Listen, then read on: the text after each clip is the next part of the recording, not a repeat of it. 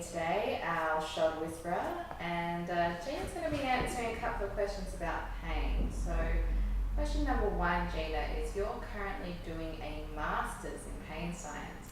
What is the most interesting thing that you've learned? Well, without sounding too creepy, I love pain. I think the most interesting thing is that the brain is so integral to our pain experience.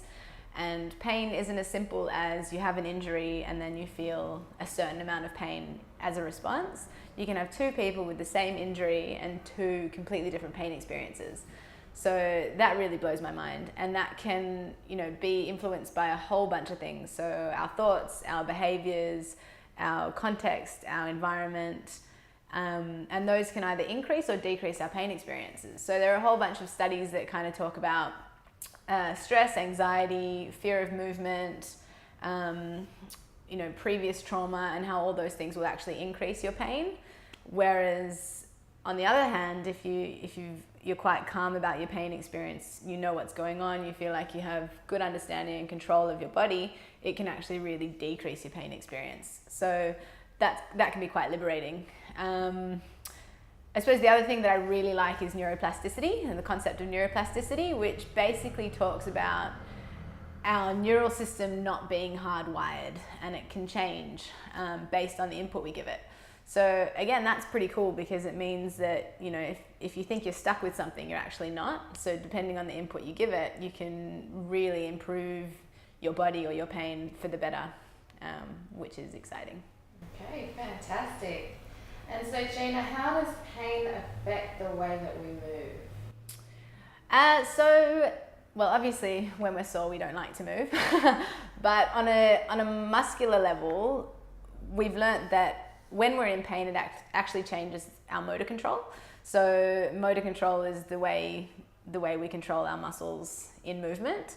And there are, again, a whole bunch of studies that kind of show how your motor control is changed when you're in pain, to basically throw off the system. So we have two muscle systems.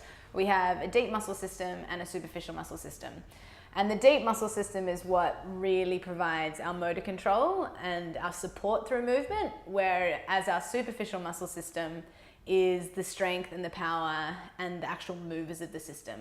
So it's really important in healthy movement that your deep system works first, and then that's complemented by your superficial muscle system.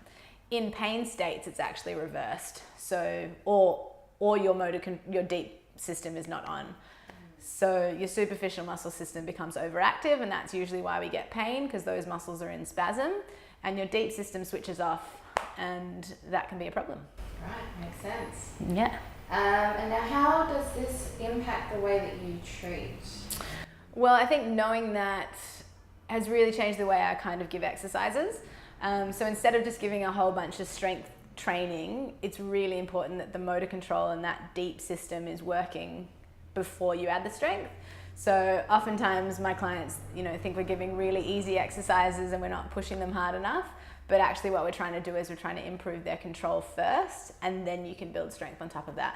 And without that, you're not really going to get long-term change, because you're just increasing the capacity of your superficial system, but you're not truly changing the control and optimizing how your system works. Okay, great answer. Well, there you have it, guys. Hope you enjoyed the video, and thank you, Gina. My pleasure.